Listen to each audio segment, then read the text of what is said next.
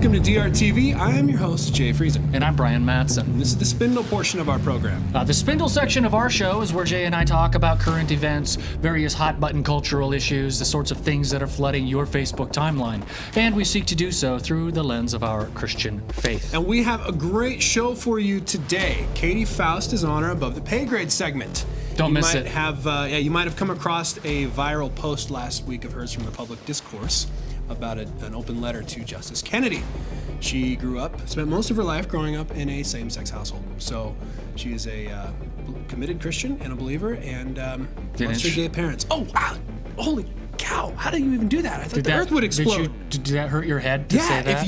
If a Christian loves her gay parents, the earth explodes. The amazing thing is that she also opposes same-sex marriage. So we're going to talk to her about that. It's a really great interview. It's going to be fantastic. Anyway, Spindle. Brian, right. Remember that time when we were filming our special with Munther Isaac? Yeah, of course. Yeah, he's the Christian Palestinian who lives in the West Bank. We talked about how he has to go through checkpoints and searches and so forth to get into Israel. Of course, I remember that. How could I forget? Really?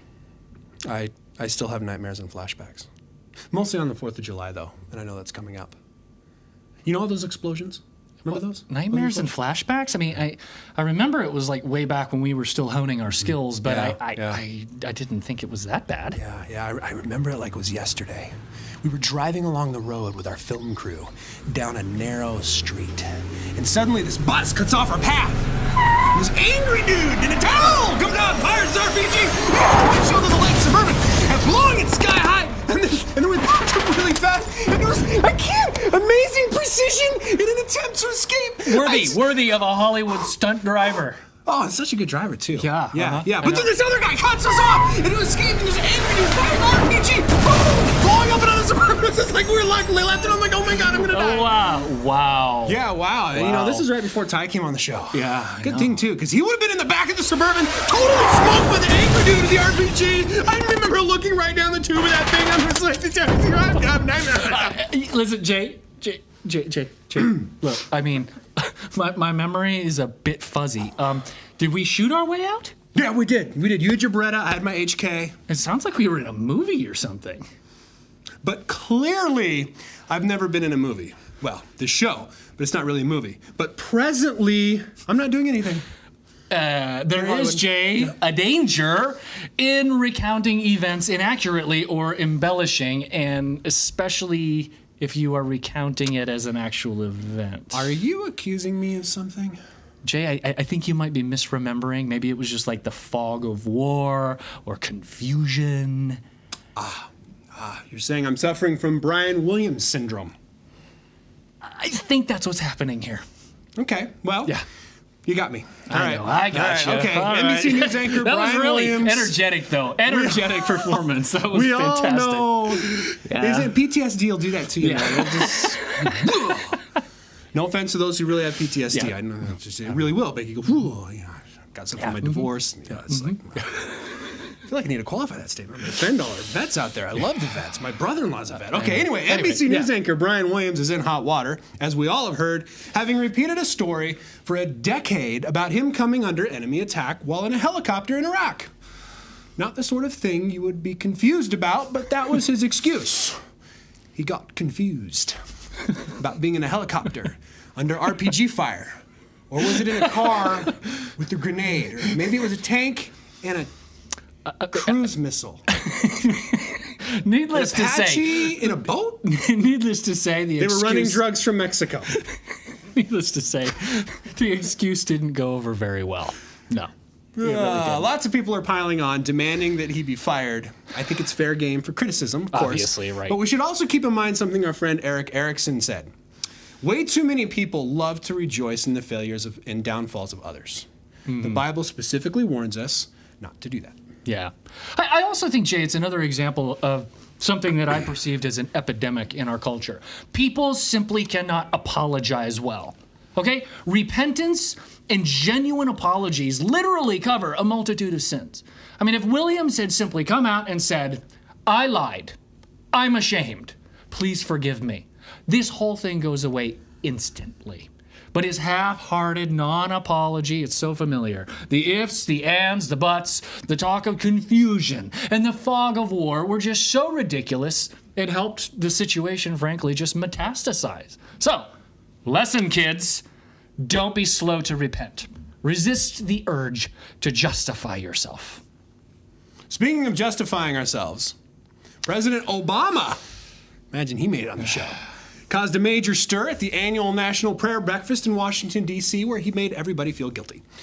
He said that we should not get on our high horse condemning the atrocities of ISIL, Islamic State of the World, because after all, Christians have the Crusades and the Spanish Inquisitions and Nazi Germany and Stalin's everything to answer for. They were commies, though. It was bad. Yeah, well, they he probably blamed were that on commies. Christianity, too, because Yeah. evidently he has a high knowledge of history. Yes, yeah. Well, it was a weird bit of histrionics, and it struck me as... Is that a word, histrionics? Histrionics, yeah. It's kind of a cool word, isn't it? Yeah. Nerdy theologians. Yeah. It struck me as rather morally obtuse. Look, the Crusades happened 1,000 years ago. Even if he's right about his take on the Crusades, which, by the way, he isn't, you should get God's Battalions by Rodney Stark and read it all about the Crusades. It's really good. Look, why and how does that prohibit us from getting on our high moral horse to condemn people doing evil things today? It was 1,000 years ago. I know. Why which- does that stop me from... I know that's what I totally struggle with, because I don't even understand his point. Why even go there? And I also don't understand why it's not okay to use the term Islamic extremism, but he feels it's perfectly fine to say Christian Crusades. Ooh. We cannot Sharp identify points. ISIS's violence with Islam, because we can't do that. Yeah. But we can identify the Crusades with Christianity. Seems a bit hypocritical. That's a sharp point, Jay. Sharp point. I actually think what's going on is that this is Obama's pipsqueak speechwriters trying to sound sophisticated and morally intelligent. But it really was just stupid.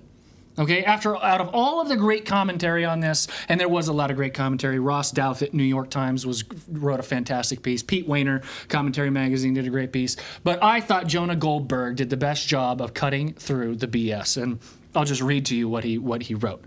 He said, look, this isn't complicated. It's really not. If you have to clear your throat for 5 minutes about the skeletons in our closet before you can feel comfortable denouncing barbarians who bury little boys alive and then go on to rape their little sisters, that's your hang-up, man. I mean, I've got my faults. All reasonable people can agree. But I don't feel compelled to list them before I denounce rapists and murderers. Hey, man, I know I drink too much scotch and I'm sometimes needlessly sarcastic, but you really shouldn't rape little girls or set people on fire. Not good for the PR. Yeah. Close quote. Jonah Goldberg. Jonah Goldberg.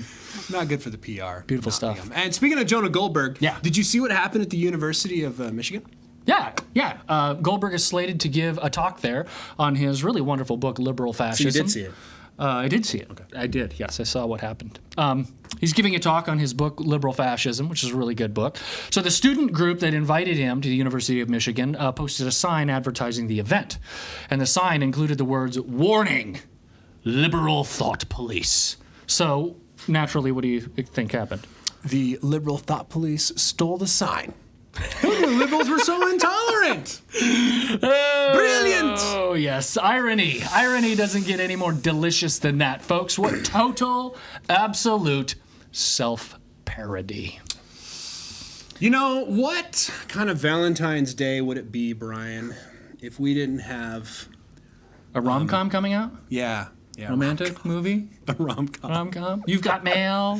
What is destined to While be... You Were Sleeping? What is destined to be the romantic movie of the year is being released on Friday. Yes. I'm so excited. Yeah. I know. Uh-huh. Me too. Yeah. Yeah. Just in time. Just in time for Valentine's Day. Valentine's Day. This is going to be great. So you're talking about, of course, the one where the woman falls in love with a physically abusive man, and they explore different means of using, abusing, and exploiting each other for narcissistic, self-centered ends. I mean, this sounds like a charming love story. That doesn't sound like one that would be good on Valentine's Day. Hey, honey, let me take you to Valentine's Day movie and stuff. We can go to the restaurant, and we can eat, and then we can go back and use our utensils in weird and frightening ways. Yes, that's the one, Brian. 50 Hey, Jay, stay on script next time. 50 Shades of Grey, man. It's finally hit the big screen. Yeah. It's amazing how feminism went from celebrating the equality and worth of women to celebrating their objectification for degrading sex acts. It only took them one generation. Way to go. Incredible. Just incredible. It is an interesting phenomenon. This, a milder form of it was presented in Stephanie Meyer's Twilight Saga. The good girl longs for the bad, abusive boy. Now, of course, in Twilight, he wasn't openly. Well, I'm kind of ashamed to say I did read the first book. Don't laugh at me. I saw all of them. Oh, I watched all the movies. Of course he did. No, he's not openly abusive, but the girl loves and craves that living in that space of danger because he's the bad boy who could actually turn and, devour her at any moment. Yeah. Oh, no, Jay. Like that. Just like that. Mm-hmm. Well, we talked about homosexuality. So she loves the danger involved in the relationship. So the good girl longs for the bad, abusive boy. Now, I read an insightful blog post relating all of this phenomenon back to Genesis 3:16, where a part of the curse of living in a fallen world would be this. God says to the woman, your desire will be for your husband, but he will rule over you. Now, I'm not entirely sure this exhausts the meaning of that verse, but there does seem to be something to it. This insatiable female craving or addiction to a man, only to have him be abusive. Now, seen in this light, 50 Shades of Grey is just a celebration of precisely what is sick and twisted in human sexual relationships. I read somewhere that 20 out of the 100 minutes of the film are explicit sex scenes. This is like 1/5 of it, pretty much. Pretty much. So basically, This is just a long-form BDSM porn flick. I can get this stuff for free on the internet. Why would I pay Hollywood $15 or something? Right. Hey, let's eat popcorn and watch these people do weird pay $17 and crappy see it in 3D. Stuff to them. I don't need to see that close. No! My eyes! Sorry. I don't think you're supposed to use a pillow that way. It is weird that our culture has lost a total sense of embarrassment or shame. I know, man. All these people will be lined up at the box office right out there in public to watch a porn flick. Used to be guys, a guy would have to breathe that dark, seedy alleyway to find some flea-bitten theater and sit down in sticky seats. With somebody else's popcorn. Only do that to avoid the public shame and watch porn. Now, next to Pee Wee Herman. Now he heads to the brightly lit multiplex with his date. Hey, honey, remember that dessert? I got a new idea for take-home dinner. All right. Our culture has come a long way. So has this show. So our recommendation is don't go see 50 Shades of Grey. No. Don't give these people your money. Go Please home and have normal do it. sex. Yeah, go out on a date on Valentine's night. Enjoy some wine. And spend some quality time with your loved one. Yeah. And then have some normal sex. Yeah, you don't need this weird stuff. Yeah, anyway. All right, this was a weird show, is what this was. It's a weird week in the news. It's a weird week. We do have a great show. Katie Faust is on with us, dear friend, and Bigot. And Bigot, yeah. AskTheBigot.com. She's the blogger there.